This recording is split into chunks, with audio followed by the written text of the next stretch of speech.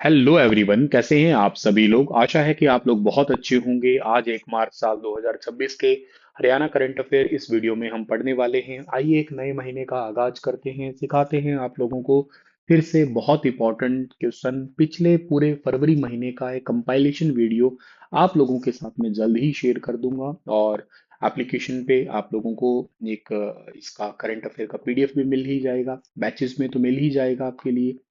और के साथ साथ मेरे प्यारे बच्चों, आप लोगों के लिए मैंने पिछले एक सेशन में क्वेश्चन दिया था कि जनवरी 2026 में सुप्रीम कोर्ट ने मासिक धर्म, स्वास्थ्य एवं स्वच्छता को संविधान के किस अनुच्छेद के तहत मौलिक अधिकार माना है। तो इसका ठीक आंसर आर्टिकल नंबर 21 था आपका, ये याद रखिएगा।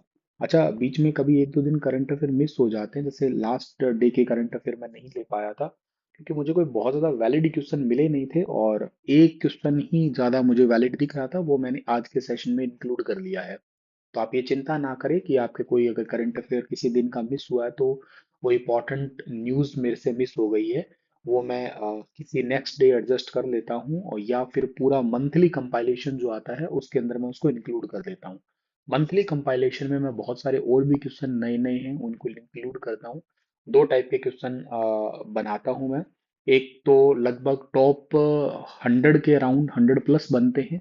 उसके बाद में एक और मेरा वीडियो आता है जिसके अंदर मैं फिल्टर करता हूँ, और उनमें से फिल्टर करके लगभग 50 या 60 क्वेश्चन रखता हूँ मैं, फिर वो एग्जाम ओरिएंटेड। तो दूसरा वीडियो जो रहता है मेरा, वो मैं पीवाईक्यू जो एग्जाम के होते हैं क्वेश्चन, उनके जो टॉपिक रहते हैं उसको देख के वो एक्चुअली एक सेशन तैयार किया जाता है। तो दोनों ही इम्पोर्टेंट रहते हैं, आप लोगों को बड़े अच्छे से देखना चाहिए। हाँ, ये मैं दावे के साथ कह सकता हूँ कि आप लोग अगर ये करंट अफेयर सेशन अच्छे से देखते हैं तो आपका एक भी क्वेश्चन छूटेगा नहीं। पूरा 2025 तो आपने कवर कर ही लिया है। मैंने 10 साढ़े 10 घंटे की वीडियो एक ले ही रखी है, जरूर देख लेना एग्जाम से पहले। और ऐसे ही आपका डे बाय डे चल ही रहा है, फिर मंथली कंपाइलेशन चलेगा, और जैसे ही ये मार्च महीना पूरा हो जाएगा तो मैं 3 महीने के इकट्ठे मर्ज करके करंट अफेयर आपको करवा दूंगा अलग से। उसमें से top selected near about 200 question select कर लेंगे हम लोग, जितने बन पाएंगे बेस्ट, ठीक है। और आपका होली ऑफर स्टार्ट हो रहा है, और 1 मार्च से 5 मार्च तक के बीच में अगर आप लोग स्टार आईक्यू एप्लीकेशन पे कोई बैच लेते हैं तो वहां पे आप कूपन कोड लगाइएगा HOLI होली, तो आपको मैक्सिमम डिस्काउंट मिल पाएगा। स्पेशली ये ऑफर आपको HPSC HCS का अगर आप तैयारी करना चाह रहे हो तो उस बैच में आपको, आधारशिला बैच में, और के साथ साथ अगर आप सीईटी मेंस की तैयारी कर रहे हो द्रोणाचार्य बैच में, इन बैचेस के अंदर आप लोग HOLI होली कूपन कोड लगाइए, तुरंत आप लोगों को डिस्काउंट मिल जाएगा। प्यारे बच्चों, हमारा पहला क्वेश्चन है कि भावांतर भरपाई योजना के अंतर्गत बाजरा किसानों को कितनी राशि प्रति क्विंटल देने का निर्णय लिया गया है। तो बाजरा किसानों को अभी हाल ही में 575 रुपये प्रति क्विंटल देने की घोषणा की गई है, यानी कि थर्ड वाला ऑप्शन सही रहेगा। भावांतर भरपाई योजना का नाम है, फसल है बाजरा है, 575 रुपये प्रति क्विंटल के हिसाब से लाभ देने का निर्णय लिया है। किसानों को उनकी उपज व उचित मूल्य दिलाना और बाजार भाव व न्यूनतम समर्थन मूल्य के अंतर की भरपाई करना। ये भावांतर भरपाई योजना है क्या सर, थोड़ा सा इसको समझिएगा। इसको 1 जनवरी 2018 से हरियाणा के अंदर स्टार्ट किया गया है, हालांकि इसकी घोषणा दिसंबर 2017 में हो ही गई थी। इसका मतलब ये है, आप यूं समझिएगा कि अगर एक एग्जाम्पल लेके चलते हैं हम लोग कि बाजरे की फसल के लिए ही एग्जाम्पल लेते हैं, कोई भी फसल के लिए एग्जाम्पल ले लो आप लोग, मान लो वो 1,000 रुपये पर क्विंटल के हिसाब से मार्केट में बिक रही है वो। उसका सरकार ने मान लेते हैं, चलो MSP सेट कर दिया है, मिनिमम सपोर्ट प्राइस 1,000 रुपये, भी इससे कम नहीं बिकनी चाहिए, मिनिमम सपोर्ट प्राइस 1,000 रुपये। लेकिन बाजार में हो सकता है वो 500 रुपये बिक रही हो, 500 रुपये पर क्विंटल के हिसाब से हो सकता है बाजार में 600 रुपये के बिके, किसी का हो सकता है कि वो 200 रुपये पर क्विंटल के हिसाब से बिके। अब तो किसान इसमें प्रॉब्लम में आ जाएगा, उसको MSP तो सरकार ने तो ये डिसाइड कर लिया, लेकिन उसका ओरिजिनल प्राइस उसको मिल नहीं रहा है। तो सरकार ने कहा कि आपका बाजार में जो भी भाव पे बिके आपको बेच देना है, जो डिफरेंस होगा वो हम प्रोवाइड करेंगे। तो फॉर एग्जाम्पल के लिए 500 रुपये पर क्विंटल के हिसाब से बाजार में अगर बिक रही है तो कोई बात नहीं, हम लोग डिफरेंस बच गया 500 का, ये 500 रुपये पर क्विंटल के हिसाब से आप हमसे ले लेना। अब इस बात की श्योरिटी थोड़ी ना है कि कोई कुछ भी कह देगा, ये तो हो सकता है कोई कह दे कि मेरा तो 400 रुपये में बिक रही है, कोई कहतेगा 100 रुपये में बिक रही है। तो इसलिए सरकार क्या करती है, पूरे राज्य और पड़ोसी राज्य की सभी मंडियों से एक प्राइस लेती है। किसी का हो सकता है ज्यादा, किसी का कम आता है वहां पे मंडियों का, तो इन सब का एवरेज प्राइस निकाल के एक प्राइस सेट कर देती है। जैसे बाजरे का प्राइस सेट कर दिया 575, अब कहते हैं तुम्हारा हो सकता है कि कितना ही रुपए बिके, हो सकता है किसी का 1000 रुपए पर क्विंटल बिके, हो सकता है मान लो 500 ही बिके, हो सकता है 100 ही बिके। सरकार कह रही है हम पर क्विंटल आपको 575 रुपए दे देंगे। इसके लिए क्या करना पड़ता है, मेरी फसल मेरा ब्यौरा पे पहले रजिस्ट्रेशन करना होता है, और जिस फसल को आपने बेचा उसका परमानेंट आपके पास में एक बिल होना चाहिए।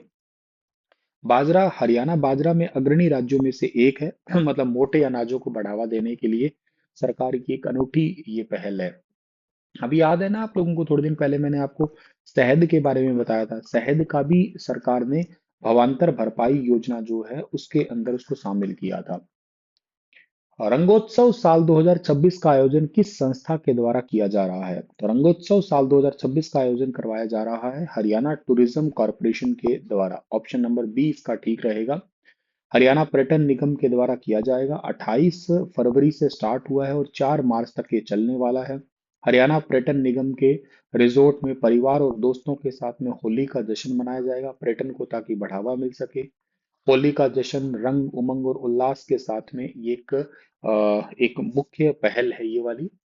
अच्छा, हरियाणा में पर्यटन दिवस कब मनाते हैं? हम लोग मनाते हैं 1 सितंबर को मनाते हैं। भारत में कब मनाते हैं? भारत में पर्यटन दिवस मनाते हैं 25 जनवरी को मनाते हैं। और इंटरनेशनल टूरिस्ट डे कब मनाते हैं हम लोग? ये 27 तारीख को मनाते हैं। 27 सितंबर को ये वाला डे सेलिब्रेट किया जाता है। अच्छा, हरियाणा पर्यटन निगम जो है ना उसका स्लोगन क्या है? इसका स्लोगन है come holiday with us, come holiday with अस।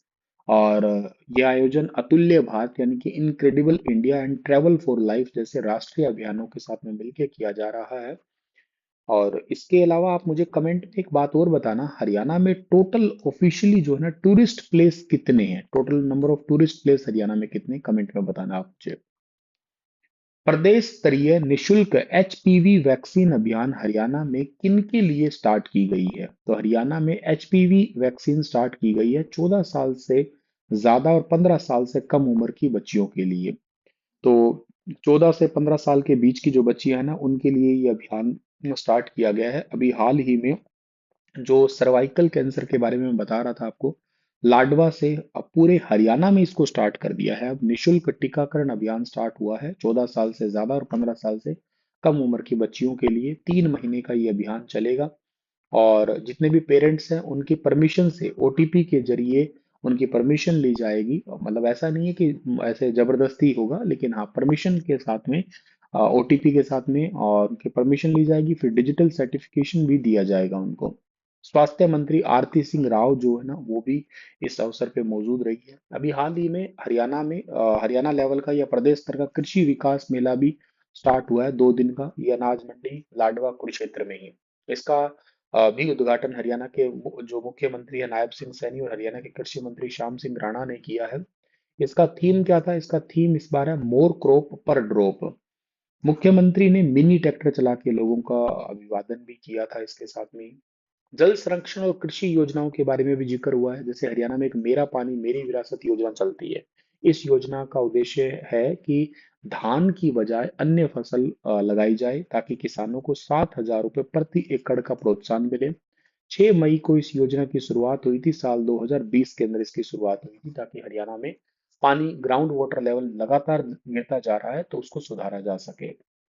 वैज्ञानिकों से शोध और खेत से लैब तक पहुंचाने का आह्वान किया गया है। सरस्वती चौक का भी उद्घाटन किया गया है बाबेन के अंदर। ये बाबेन आपको याद होगा, भी थोड़े दिन पहले मैंने पढ़ाया था, हरियाणा की पहली ई तहसील बनी थी। हरियाणा की सबसे पहली ई तहसील बनी थी ये। और एचपीवी का मतलब क्या है सर? अब एचपीवी का मतलब है ह्यूमन पॉपिलोमा वायरस है। ये सर्वाइकल कैंसर का मुख्य कारण है। 160 देश जो है ना विश्व के लगभग 160 देशों में वैक्सीन का प्रयोग फिलहाल हो रहा है। और लाडवा हरियाणा के मुख्यमंत्री नायब सिंह सैनी का विधानसभा क्षेत्र है।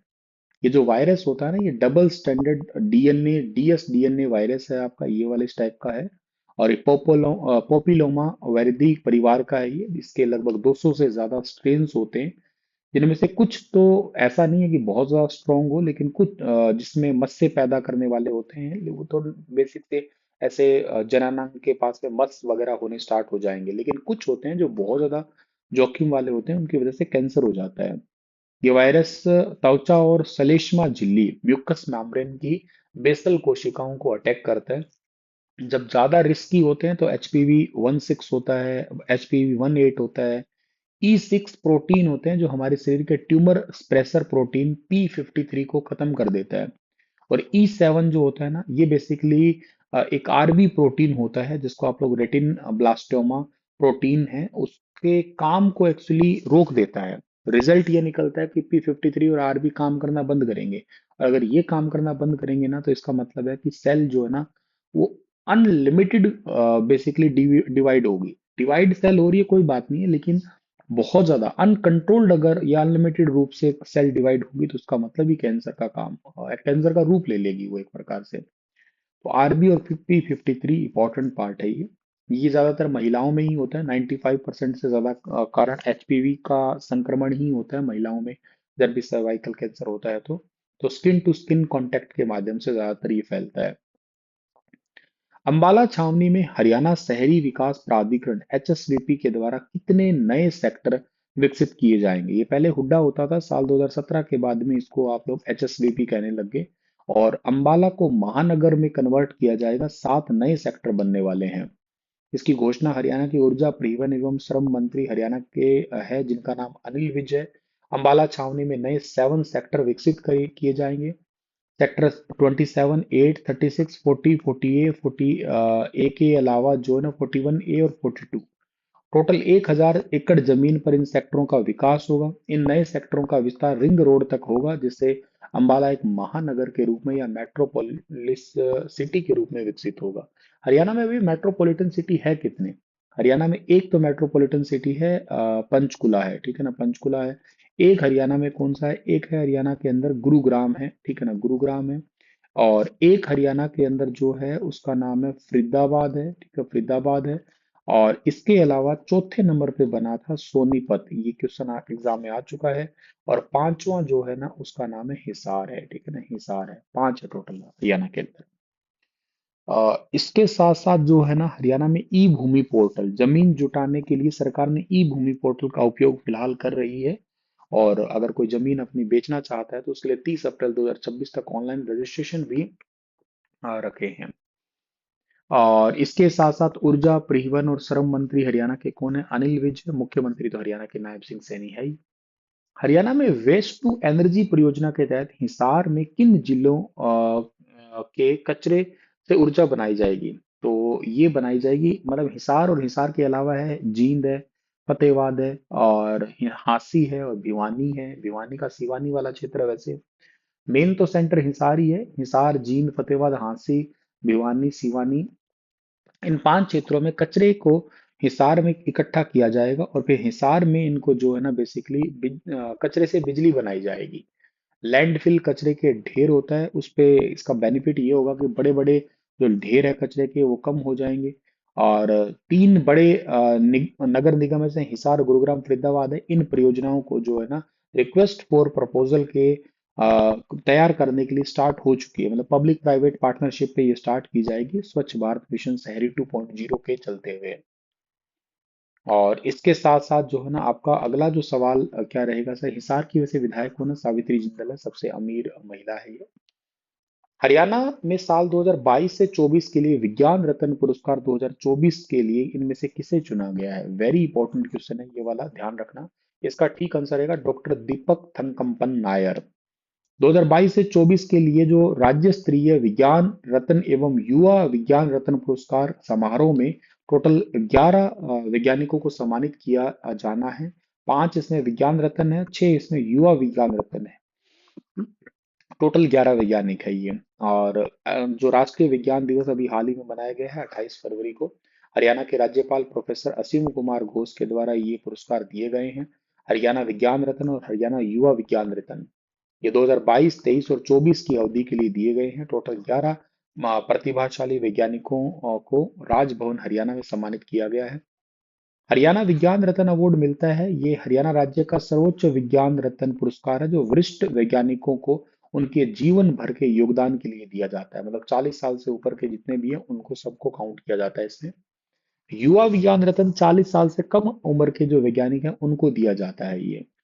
और राष्ट्रीय विज्ञान दिवस आप सबको पता है, डॉक्टर सीवी रमन, जिन्होंने रमन इफेक्ट तैयार किया था, इसके लिए उनको 1930 में नोबेल पुरस्कार भी मिला था। और 2022 का वैसा विज्ञान रत्न पुरस्कार किन पांचों को मिल रहा है? 2022 का मिल रहा है डॉक्टर अरविंद कुमार को, ये वरिष्ठ प्रधान वैज्ञानिक है CSIR के भावनगर के। डॉक्टर राजकुमार को, ये एक्चुअली प्राध्यापक है पंजाब केंद्रीय विश्वविद्यालय बठिंडा के। 23 का मिल रहा है डॉक्टर सुदेश और खंडूजा को। और डॉक्टर सुदेश कौर खंडूजा जो है ना, ये मोहाली पंजाब यूनिवर्सिटी है ना, वहाँ के अध्यापक है। डॉक्टर दीपक थंकम्पन, ये भी जीव प्रौद्योगिकी फरीदाबाद केंद्र है, वहाँ के अध्यापक हैं। डॉक्टर अनिबारन बासु है, ये भी वैज्ञानिक है मानेसर के अंदर। इसके अलावा जिनको मिल रहा है विज्ञान पुरस्कार, युवा विज्ञान पुरस्कार, डॉक्टर विनीत है, डॉक्टर विकास, डॉक्टर परमवीर, डॉक्टर चिराग, डॉक्टर जोगिंदर सिंह और डॉक्टर स्वाति सिंह है। देखो देते कौन है इनको? गवर्नमेंट ऑफ हरियाणा देती है इनको विज्ञान रत्न पुरस्कार है। इसके साथ साथ जो है ना, इसका संचालन कौन करते हैं, मतलब नोडल डिपार्टमेंट कौन सा है इसका? तो साइंस एंड टेक्नोलॉजी डिपार्टमेंट है।